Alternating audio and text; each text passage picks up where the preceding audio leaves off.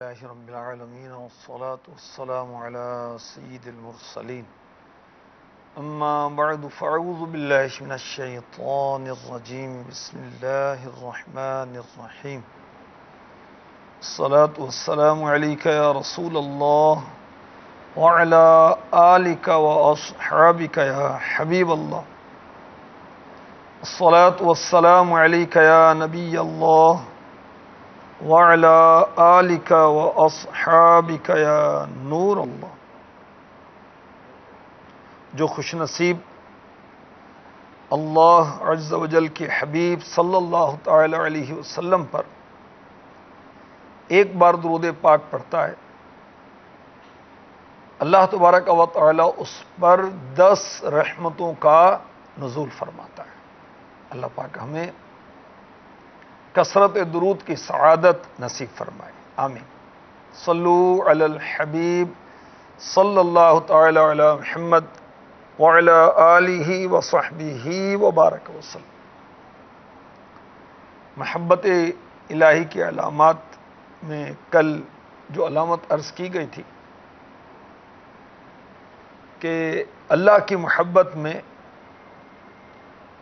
وہ نرم و نازک بستروں کو چھوڑ کر اپنی نیند کو قربان کر کے رب تبارک و تعالی کی بارگاہ میں حاضر ہو جاتے ہیں، اٹھ کر نماز پڑھتے ہیں، تلاوت کرتے ہیں، رات کے آخری پہر اللہ تبارک و تعالی سے بخشش مانگتے ہیں۔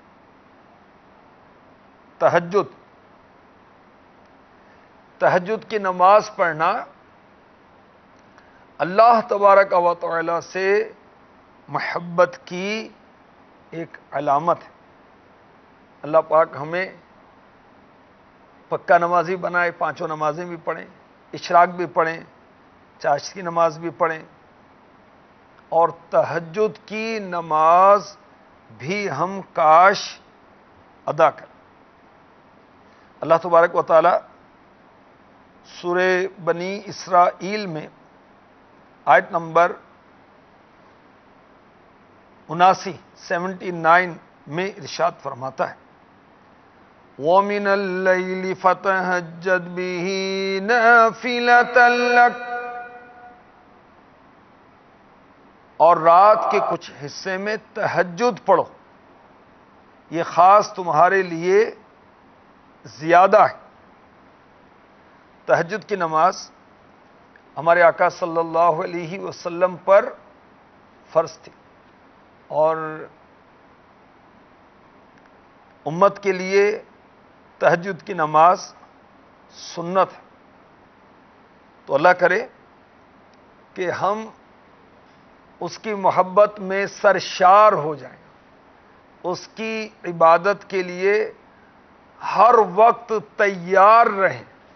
ہم پیدا عبادت کے لیے ہوئے، تو محبت الہی کی علامات میں ایک علامت تہجد کی نماز ادا کرنا ہے۔ آئیے کچھ تہجد کے فضائل بھی سنتے ہیں تاکہ ہمیں بھی شوق اور رغبت پیدا ہو۔ ترمذی شریف حدیث نمبر 3560 3560، رسول پاک صلی اللہ علیہ وآلہ وسلم نے فرمایا، رات میں قیام کو اپنے اوپر لازم کر لو کہ یہ اگلے نیک لوگوں کا طریقہ ہے، اور تمہارے رب کی طرف قربت کا ذریعہ، گناہوں کو مٹانے والا اور گناہ سے روکنے والا ہے۔ ہمارے پیارے پیارے آقا مکی مدنی مصطفیٰ صلی اللہ علیہ وآلہ وسلم کا ارشاد پاک شعب الایمان حدیث نمبر 3244 3244، فرمایا قیامت کے دن لوگ ایک میدان میں جمع ہوں گے، اس وقت ایک آواز دینے والا آواز دے گا، پکارے گا، کہاں ہیں وہ جن کی کروٹیں خواب گاہوں سے جدا ہوتی تھیں؟ وہ لوگ کھڑے ہوں گے اور تھوڑے ہوں گے، یہ جنت میں بغیر حساب داخل ہوں گے، پھر اور لوگوں کے لیے حساب کا حکم ہوگا۔ جو اللہ کی محبت میں سرشار ہو کر تہجد کی نماز پڑھتے ہیں اللہ کی رضا کے لیے، حصول ثواب کے لیے، قیامت کے روز انہیں بلا حساب جنت میں داخل کیا جائے گا۔ کاش ان میں ہم بھی شامل ہو جائیں۔ آئیے دعا کرتے ہیں۔ تو بے حساب بخش کے ہیں بے شمار جرم، مولا تو بے حساب بخش کے ہیں بے شمار جرم، دیتا ہوں واسطہ تجھے شاہ حجاز کا، دیتا ہوں واسطہ تجھے شاہ حجاز کا۔ آمین۔ نماز تہجد ادا کرنا اللہ تبارک و تعالی سے محبت کی ایک علامت ہے، اور یہ اگلے جو پہلے زمانے والے گزرے نیک لوگ ان کا طریقہ ہے۔ تہجد پڑھنے سے اللہ تبارک و تعالی کا قرب حاصل ہوتا ہے۔ جو تہجد پڑھتا ہے اللہ پاک اس کے گناہوں کو مٹا دیتا ہے، اور نماز تہجد گناہوں سے روکنے والی ہے۔ اور جو خوش نصیب نماز تہجد ادا کرے گا قیامت کے روز بلا حساب داخل جنت کیا جائے گا۔ تو محبت الہی کی یہ علامت تہجد پڑھنا، اور کیا کیا برکتیں لاتی، سبحان اللہ۔ میرے نبی صلی اللہ علیہ وآلہ وسلم نے ارشاد فرمایا، جنت میں ایک بالا خانہ ہے، بہت اونچا محل ہے، اور وہ ہے باہر کا اندر سے دکھائی دینے والا، اندر کا باہر سے، یعنی ٹرانسپیرنٹ ہے، جیسے شیشہ ہوتا ہے تو آر پار نظر آتا ہے۔ تو حضرت ابو مالک اشعری رضی اللہ تعالی عنہ نے عرض کی، یا رسول اللہ صلی اللہ تعالی علیہ وسلم، وہ کس کے لیے؟ وہ جنت کا محل جو صاف و شفاف ہے اور بہت اونچا ہے، وہ کس کے لیے؟ فرمایا اس کے لیے جو اچھی بات کرے اور کھانا کھلائے، اور رات میں قیام کرے جب لوگ سوتے ہوں۔ میرے آقا صلی اللہ علیہ وآلہ وسلم نے فرمایا، مستدرک حدیث نمبر 1230 1230، جو شخص رات میں بیدار ہو اور اپنے اہل خانہ کو جگائے، گھر والوں کو بیدار کرے،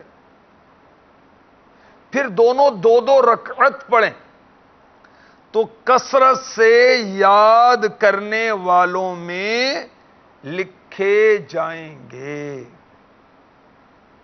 تو تہجد پڑھنے والا خوش نصیب اٹھے، بچوں کی امی کو بھی اٹھائے، پھر دونوں دو دو رکعت ادا کریں۔ سبحان اللہ، اللہ پاک انہیں جو اس کی کثرت سے یاد کرنے والے ہیں ان میں لکھے گا۔